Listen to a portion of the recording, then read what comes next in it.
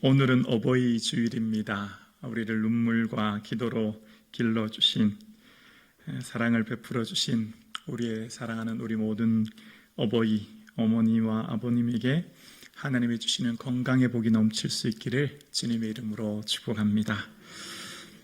또한 교회의 아버지 되시는 우리 연로하신 장로님, 집사님, 또 교회의 어머니 되시는 연로하신 권사님, 집사님들의 삶에 주님께서 모든 기도의 응답과 소원이 자녀들로 통하여 이루어지는 놀라운 은혜를 주시기를 주님의 이름으로 축복합니다. 내가 어려서부터 늙기까지 의인이 버림을 당하거나 그 자손이 걸식함을 보지 못했다라고 했던 다윗의 고백처럼 하나님은 오늘 함께 예배드리시는 사랑하는 성도님, 또 교회 어르신 되시는 우리 연로하신 장로님과 권사님의 그 모든 기도와 헌신이 자녀들에게 놀라운 은혜와 복이 될 줄로 우리는 믿습니다. 그 은혜가 충만한 5월 되기를 주님의 이름으로 축복합니다. 오늘 어버이 주일이라 우리 청년부가 식사를 준비하고 있어요. 우리 식사하시고 많이 격려해 주시고 칭찬해 주시면 감사하겠습니다. 잠시 기도드리겠습니다.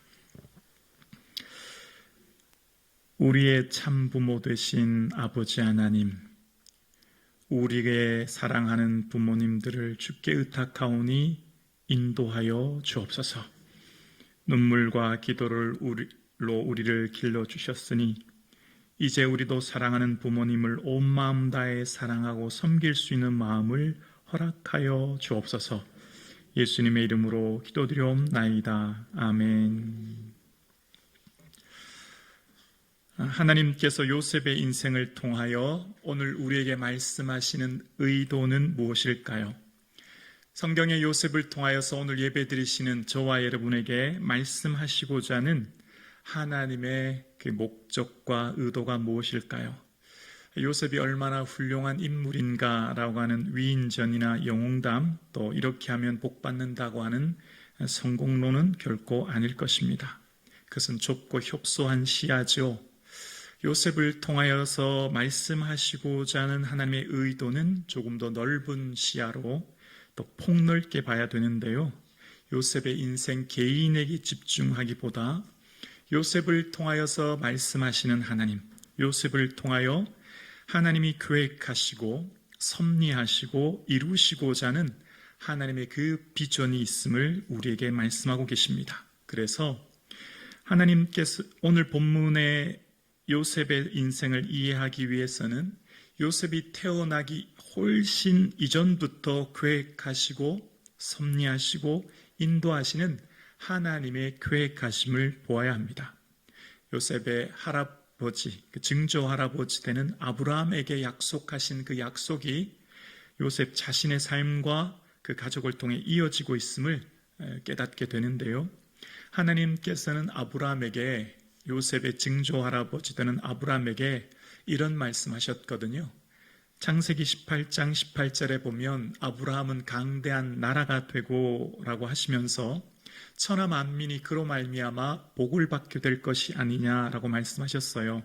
여러분, 한 개인에게 하나님께서 아브라함아 너는 믿음의 명문 가정이 될 거야, 너는 위대한 족장이 될 거야, 뭐 이렇게 얘기하시면 이해가 됩니다. 그런데 하나님의 아브라함이 한 국가가 된다는 겁니다. 사실 이거는 불가능한 일 아니겠습니까? 어떤 한 개인이 어떻게 한 국가를 이룰 수 있겠습니까? 그런데 하나님께서는 아브라함에게 단순한 믿음의 명문 가정 정도가 아니라 하나님께서 계획하시고 예정하신 하나님의 나라, 그 국가를 아브라함을 통해 세우시겠다라고 말씀하십니다. 이것이 어떻게 구체적으로 이루어질까요? 하나님께서 말씀하신 그 나라, 그 국가를 이루기 위해서는 먼저 땅이 있어야 되지 않습니까? 영토 말입니다.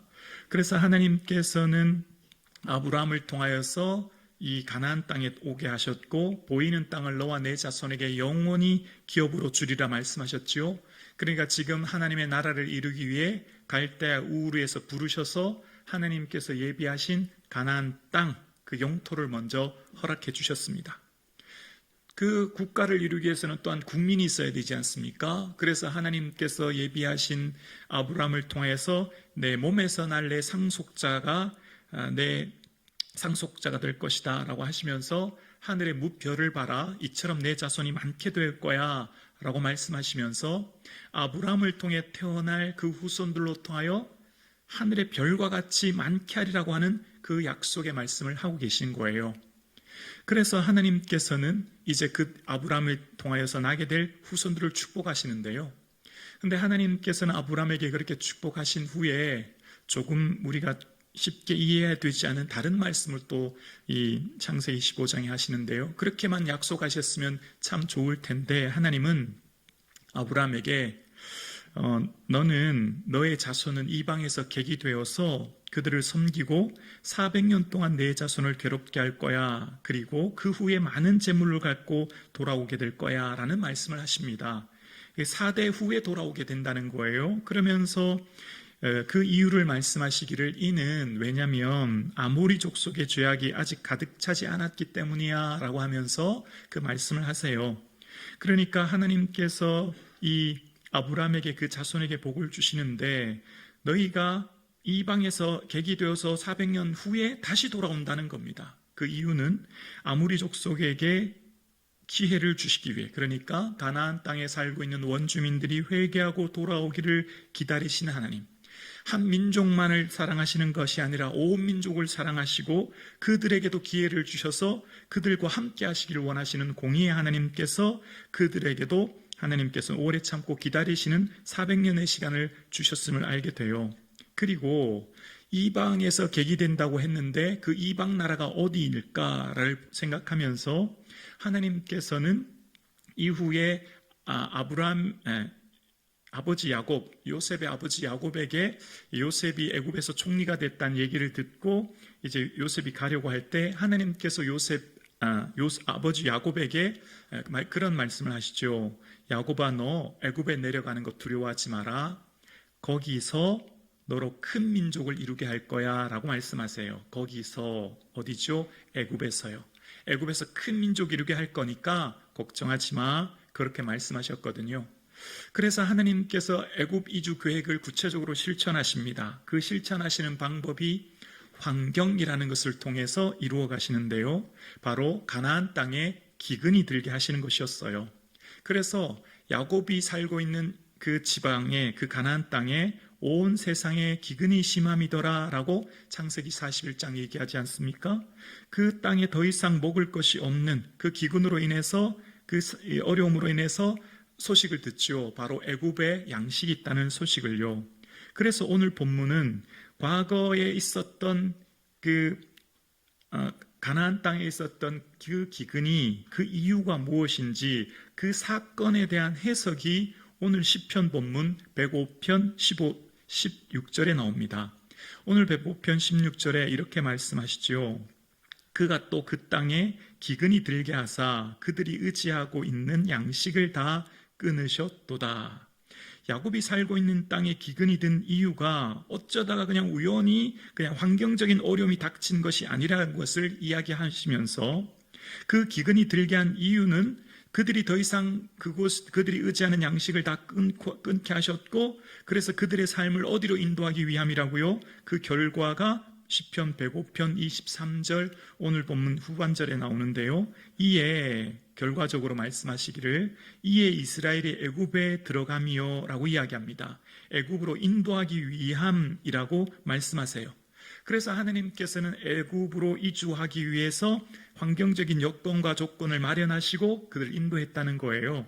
그러면서 그들을 그냥 보내지 않으시고 야곱의 가족을 그냥 애굽으로 무작정 보내시는 것이 아니라 준비하게 하시는 것을 알게 됩니다. 충분하게 야곱의 가족들이 그곳에서 정착하여 살 수 있도록 모든 것을 준비하여 야곱의 가족이 평안하게 그곳에서 이주하여 살 수 있도록 하심을 보게 되는데요.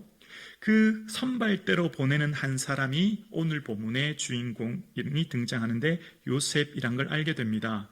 그래서 오늘 본문의 105편 17절에 얘기하기를 그가 한 사람을 앞서 보내셨으며 요셉이 종으로 팔렸도다 그렇게 이야기합니다. 그러니까 요셉이 애굽으로 간 이유는 앞서 이 원어의 뜻은 선발대라는 의미가 있거든요. 요셉이 애굽으로 내려간 것은 외형적으로 보이는 객관적인 사실은 뭐죠? 형들의 시기입니다. 조금 전에 기근처럼. 그런데 형들의 시기 또한 객관적인 외형적으로 볼 때는 형들의 시기였지만 그 내면에 흐르는 하나님의 섭리와 계획하심은 뭐라고요? 요셉을 앞서 보내기 위함이라고 오늘 본문이 이야기하고 있는 겁니다. 그래서 하나님께서 인도하시는 그 길, 하나님께서 예비하신 그 길로 통하여서 하나님의 계획하신 일이 이루어지고 있음을 이야기하십니다. 하나님은 하나님 자신을 드러내 보이시는 장소 두 곳이 있습니다. 말씀을 묵상하면 하나님께서는 당신 자신을 이스라엘 백성들에게 내보여주시는 장소가 첫 번째는 지성소입니다. 성소 중에서도 더 거룩하게 구별된 지성소에서 하나님은 거기서 나와 너가 만날 것이라 말씀해 주셨고 하나님 그곳에서 말씀하세요. 두 번째는 하나님께서 자신을 내보여주시는 장소가 두 번째가 광야입니다. 광야에서 하나님께서는 이스라엘 믿음의 선배들을 만나주시고 그들과 함께 하시고 그들에게 말씀해 주시는 것을 알게 되어요. 그래서 그들의 삶 가운데 하나님께서는 인도하시고 동행하신 하나님께서는 그들에게 말씀하시고 인도하시는 것을 보게 됩니다. 히브리어의 이 말씀이라고 하는 것은 그 당시 히브리인들의 사고 속에 두 가지 의미를 생각하게 하는데요. 그것은 언어라는 것과 함께 동시에 사건이란 것을 함께 생각합니다. 그러니까 그 당시 사람들은 말씀이라고 하면 언어인과 동시에 사건인 것을 기억하게 해야 된다는 것이죠. 그리고 그때 당시에 많은 히브리인들은 말씀이라고 하는 이 다바르의 의미를 사물의 밑바닥 속에 숨어있는 것, 사물의 배후를 드러내는 것이라고 생각해서 말씀하신다, 말한다 라고 하는 것은 배후를 드러낸다 라는 것으로 이해했다는 겁니다. 그래서 하나님께서는 하나님의 구원 역사를 이루실 때 말씀해 주셔서 하나님이 계획하신 원대한 그 뜻과 그 계획의 배후를 말씀해 주심으로 이해하게 하셔서 이스라엘 백성들을 인도하시는 거예요. 왕궁인 편안한 침실이 아니라 광야에서 만나시고 그들에게 하나님의 뜻을 말씀해 주십니다. 그래서 하나님께서는 하나님의 뜻을 말씀해 주실 때 말씀하시는 방법도 크게 두 부류로 나눠지는데요. 하나님께서 직접 말씀하시는 경우가 있죠. 예를 들면 여호와께서 아브라함에게 이르시되, 여호와께서 야곱에게 이르시되, 여호와께서 모세에게 이르시되 라고 하는 것처럼 직접 하나님께서는 그 사랑하는 자녀들에게 말씀해 주시는 방법으로 그들이 하나님이 말씀하시는 계획과 뜻을 깨달아 알게 하십니다. 두 번째는 하나님께서는 친히 동행하심을 통해 그의 삶을 통해 사람들이 하나님의 함께 하심을 보게 하시는 방법을 선택하십니다. 그래서 여호와께서 요셉과 함께 하심으로 라는 표현이 등장하게 되죠.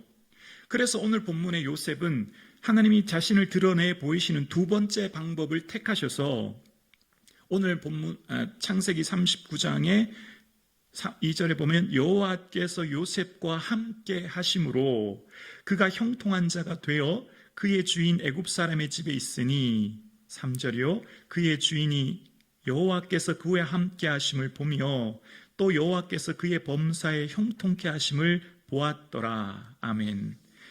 하나님께서 요셉과 함께 하심, 그래서 어떻게 되었다고요? 그 주인 보디발이 요셉의 삶을 통해 하나님을 보았다는 것입니다. 여러분, 하나님은 어떤 분이시죠?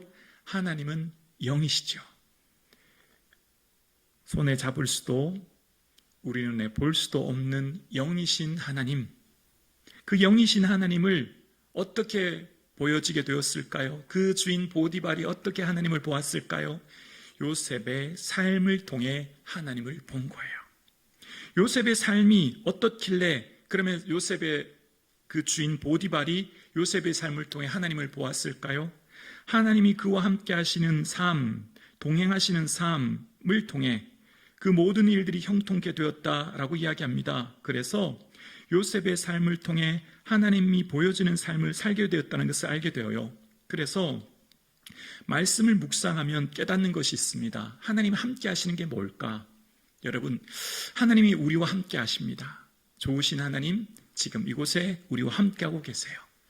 사랑하는 성도님들의 삶의 모든 순간순간마다 그 걸음걸음마다 동행하시고 함께 해주십니다. 그 좋으신 하나님 함께 하신다는 게 뭘까요? 그 좋으신 하나님 함께 하시는 것은 우리의 일상의 삶을, 우리의 평범한 주어진 삶을 기쁨과 감사함으로 살아내게 되는 겁니다. 다시요. 하나님 우리와 함께 하신다는 거지요. 그것은요, 하나님께서 내게 주어진 삶의 자리, 일상의 삶을 감사하며 기쁨으로 충만하게 살아내는 삶을 말하는 거예요. 여러분, 요셉이 지금 이 애굽까지 팔려왔지 않습니까?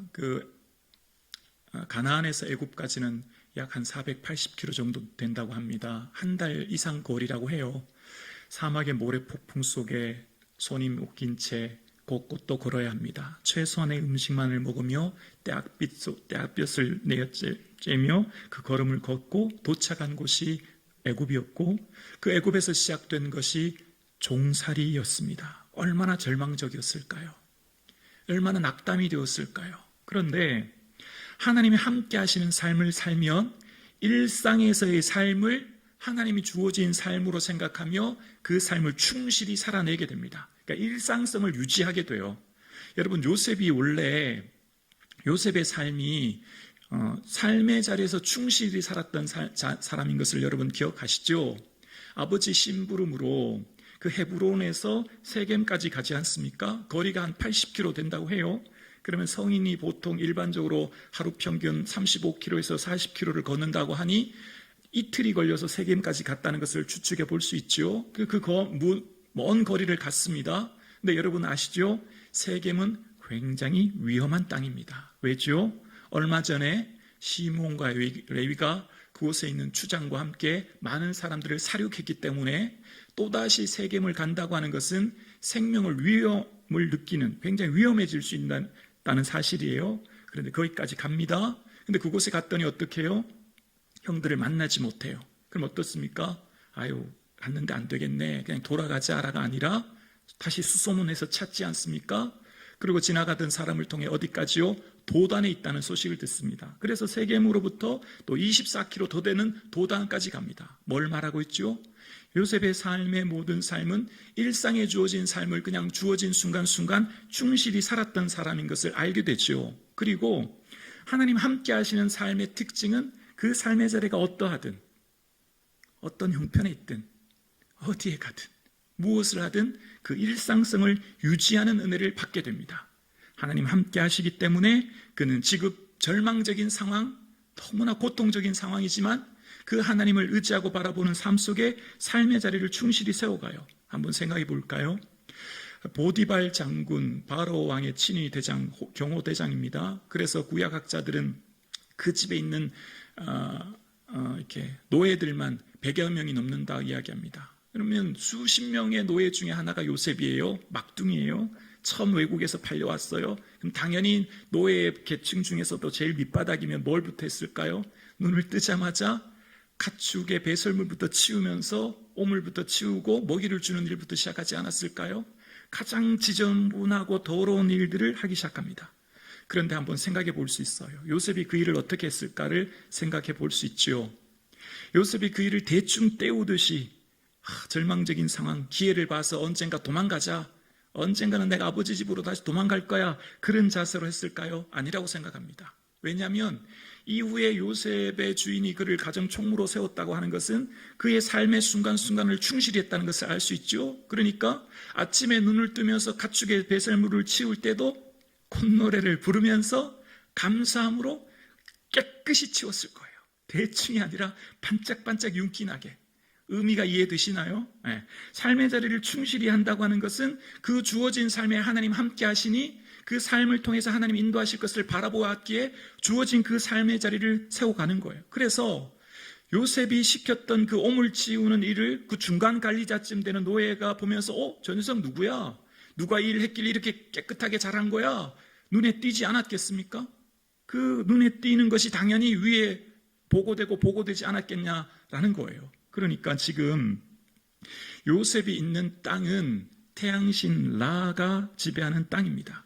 바로 스스로가 라 거죠. 태양이죠. 그래서 요셉의 장인 어른 보디바라의 이름의 뜻이 태양신 라가 주신 자라는 의미예요. 그럼 이처럼 우상숭배가 가득한 이 땅에서 요셉의 삶을 통해 뭘 봤다는 거죠? 하나님을 봤다는 거예요. 도대체 저 녀석은 누구기에 삶의 자리를 세워가는 거야? 알고 봤더니 그는 태양신 라를 섬기는 자가 아니라 야훼 여호와를 섬기는 자라고 하는데 라고 하면서 주목받았겠지요. 그래서 어떻게 됩니까? 이후에 결국 요셉이 세움받아서 바로 앞에 서게 되고, 바로는 요셉을 통해 하나님이 이 모든 것을 내게 보이셨으니 너와 같이 명철하고 지혜 있는 자가 없도다라고 이야기합니다. 그러면서 바로는 요셉의 이름을 사브낫 바네아라는 이름을 지어줘요. 애굽 이름으로 하나님이 말씀하시고 그가 산다라는 의미예요. 요셉, 너는 너의 힘으로 사는 존재가 아니라 하나님이 너와 함께 하시고 하나님이 말씀하시고 너의 삶을 살고 있구나 라고 하면서 요셉의 삶을 통해 누구를 봤다고요? 하나님을 봤다는 겁니다. 요셉의 삶에 하나님의 함께 하심으로 그 주어진 삶의 자리, 작고 사소한 일상을 성실히 살아감으로 하나님이 다스리시는 그 삶의 자리로 채워갔기에 그 삶의 일생이 되는 삶을 살았던 거예요. 나무 한 그루가 모여 숲을 이루고 물방울이 모여 바다를 이루고 한 움큼의 흙이 태산을 이루듯이 일상의 분초가 모여 일생을 만들지 않습니까? 손바닥만한 쇳덩어리는 바다에 가라앉지만 손바닥만한 쇠붙이가 붙이고 붙이며 배를 만들면 바다를 건너는 화물선이 되듯이 하나님께서 주어진 일상의 삶, 지금이 은혜 받을 만한 때요, 지금이 구원의 날임을 알아 주어진 작고 사소한 일상의 삶을 기쁨과 즐거움으로, 그래서 무슨 일을 하든지 마음을 다하여 죽게 하듯 하는 요셉의 삶의 자리가 곧 하느님이 보여지는 삶의 자리로 펼쳐진 것이죠. 죽게 행하여 범사의 주를 기쁘시겠던 그 삶을 통하여 결국은 하느님이 보여주는 삶을 살게 된 것입니다. 그래서 요셉의 삶을 통해 하나님의 섭리하신 계획이 어떻게 이루어지고 있음을 요셉의 삶을 통해 그 보디발이, 그 바로가, 그 모든 사람들이 보게 하시는 하나님의 섭리하심을 보게 되는 것이죠. 섭리는 기독교 신앙을 떠받치는 중요한 기둥입니다. 미리 보다라고 하는 섭리는 인간과 교회의 세계를 미리 정하신 목적에 따라 이끄시는 하나님의 의지를 말합니다. 그래서 신학자 토마스 아퀴나스는 하나님은 모든 것 안에 존재하시고 그 섭리는 모든 것에 미친다라고 이야기합니다. 그렇습니다. 하나님은 개인과 국가, 온 우주 만물을 친히 보살피시고 통치하시는 분이시죠. 그래서 그 아버지 하나님이 우리의 삶을 이끌고 계시기에 혹 고난을 만나고, 혹 문제를 만나고, 혹 어려움을 만나지만 섭리하신 하나님께서 더 큰 계획을 있음을 바라보며 인내하는 힘을 우리는 얻게 될 줄로 믿습니다.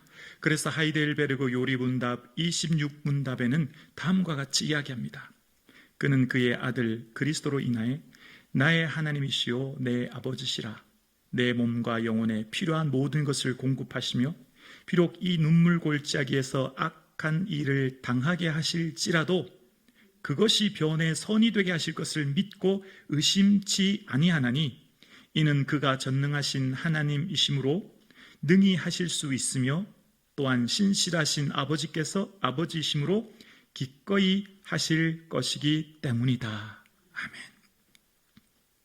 그렇습니다. 비록 눈물 골짜기에서 악한 일을 당한다 할지라도, 비록 삶에 이해되지 않는 문제와 어려움과 고난을 당한다 할지라도 그것이 변하여 선이 되게 하심을 바라보므로 아버지 되신 신실하신 하나님을 신뢰하는 삶, 그래서 이후에 요셉이 깨닫게 되지요. 당신들은 나를 헤아리 하였으나 하나님은 그것을 선으로 바꾸사 오늘과 같이 만민의 생명을 구원케 하심 위함이라고요. 그렇습니다. 하나님께서는 친히 하나님 당신의 자녀인 요셉과 동행하시고 함께하사 요셉 속에 착한 일을 시작하신 하나님께서 요셉의 삶을 인도하시고 이끄시는 것을 보게 됩니다. 그래서 요셉의 삶을 통해 요셉의 위대함이 아닌 하나님의 위대함을 우리는 보게 되는 것이죠. 그래서 우리의 삶 가운데, 섭리 가운데 계신 하나님을 의지하는 성도의 삶은 성공한 후에도 겸손할 수 있고 실패할 때도 낙심하지 않는 것은 어떠한 형편에서도 감사할 수 있는 힘은 바로 나와 나의 삶을 인도하시는, 계획하시는 하나님의 선하신 계획을 바라보기 때문입니다. 그래서 우리 안에 행하시는 이는 하나님이시니 자기의 기쁘신 뜻을 두고 우리에게 소원을 두고 행하게 하시는 하나님을 바라보는 삶, 그래서 우리의 삶 가운데 내게 주신 그 소원을 향해 달려갈 때 비록 실패와 실수와 어려움을 만나지만 그러나 그 모든 것을 통해서도 이루실 더 크신 하나님을 바라보며 나아가는 삶을 우리는 살게 되는 것입니다. 그렇습니다. 하나님이 인도하시는 삶은 크고 원대하여 지금은 퍼즐과 조각과 같이 다 이해되지 않지만 우리는 하나님의 그 위대하신 계획을 바라보는 것이죠.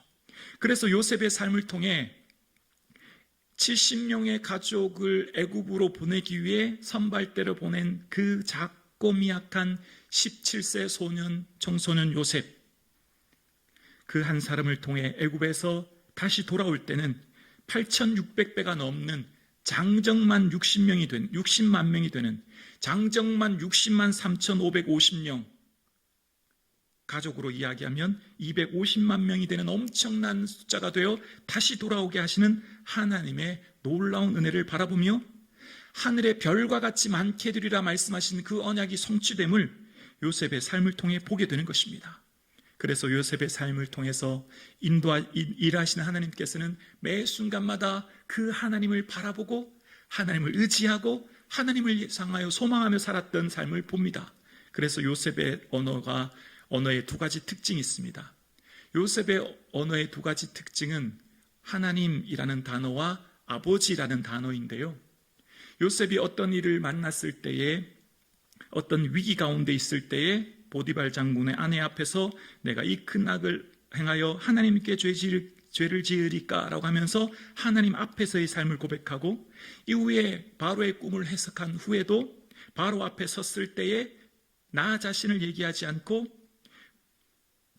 하나님이 그가 하신 일을 바로에게 보이심이라 라고 이야기하면서 그 인생의 주인 되신 하나님을 고백하는 삶을 살게 됩니다.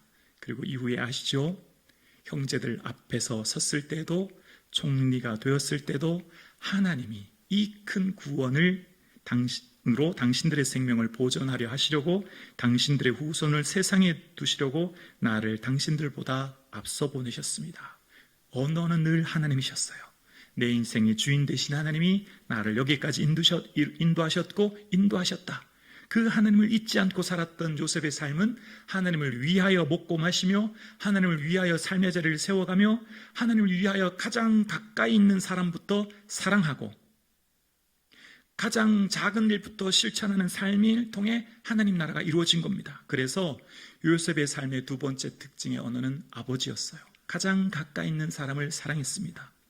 하나님께서 주어진 삶의 자리를 이루었던 요셉의 삶에 그는 그의 삶에 가장 가까이 있는 사람인 아버지를 고백하게 되는 것을 보는데요. 요셉의 형제들이 식량을 사라고 하기 위해 애굽에 오지 않습니까? 그런데 요셉은 제일 먼저 알아봅니다. 자기 형님들이라는 것을. 그런데 요셉은 그 정체를 숨긴 채 제일 먼저 형들에게 물어보는 질문 내용이 있어요. 뭐냐면 창세기 43장 27절에 보면 요셉이 그들의 안부를 물으며 이르되 너희 아버지 너희가 말하던 그 노인이 안녕하시냐? 아직도 생존해 계시냐? 제일 궁금한 건 내 사랑하는 아버지였어요. 내가 떠나올 때 아버지 연로하셨는데 아직 살아계실까? 그 염려, 그 근심, 그 마음. 요셉이 잊지 않고 살았다는 것을 알게 됩니다.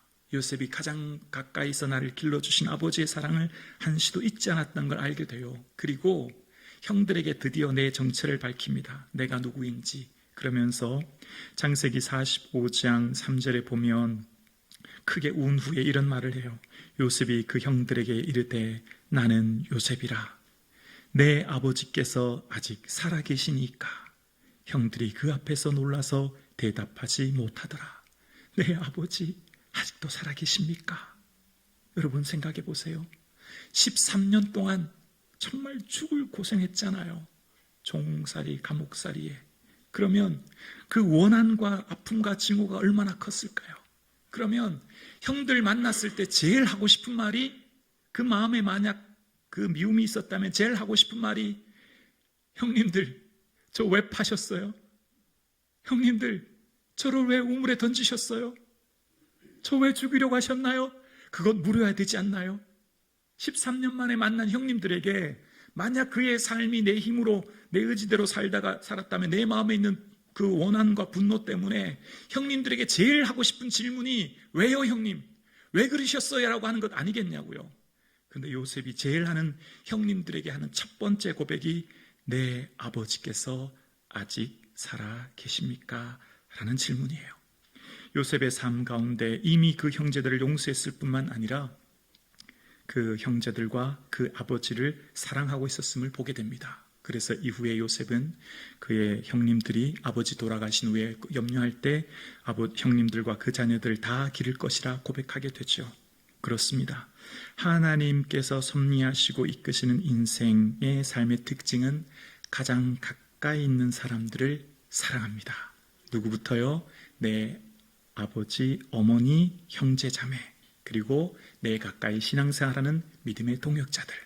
그래서 누구든지 자기 친족, 특히 자기 가족을 돌보지 않으면 믿음에 배반한 자요 불신자보다 더 악하니라는 말씀처럼 진정 영이신 하나님, 내 눈에 보이시 아니하시는 그 하나님을 사랑하는 사람은 반드시 내 눈에 보이는 부모님과 형제, 내 이웃을 사랑하게 되는 거죠.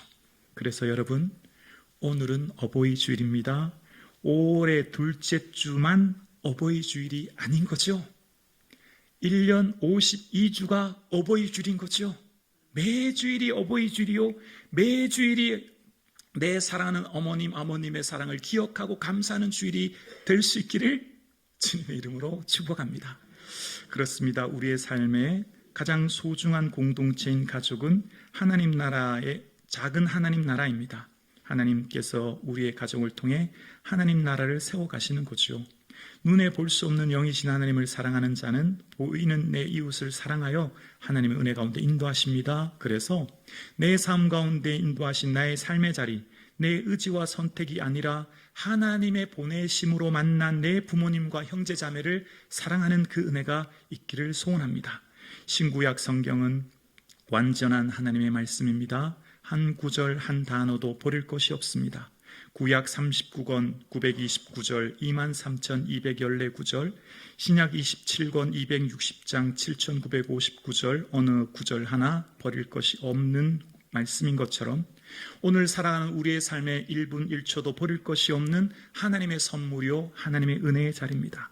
내 삶 가운데 어쩌다가 우연히 만난 삶의 자리가 아닌 하나님의 인도하신 자림을 알기에 하나님의 계획하신 목적과 뜻이 지금 나를 통해 내 가정에, 내 삶의 자리에, 내 공동체에 이루어지고 있음을 우리는 믿습니다. 그래서 하나님 지으신 모든 것이 선함에 감사함으로 받으면 버릴 것이 없다는 디모데전서 4장의 고백처럼 하나님 펼쳐놓으신 모든 것이 선함을 우리는 믿기에 매 순간이 감사가 넘치고 기쁨이 넘침으로 버릴 것이 없는 감사가 넘치는 저와 여러분의 삶 되기를 주님의 이름으로 축원합니다. 그래서 참된 그리스도인은 자녀다움의 삶을 사는 것이죠. 영이신 아버지 하나님의 자녀로서의 삶, 그 자녀다움의 삶을 지금 여기에 내 삶의 자리에서 살아내므로 하나님께서 일하시게 하는 삶, 하나님이 보여지는 삶을 살 수 있는 저와 여러분 되기를 주님의 이름으로 축원합니다.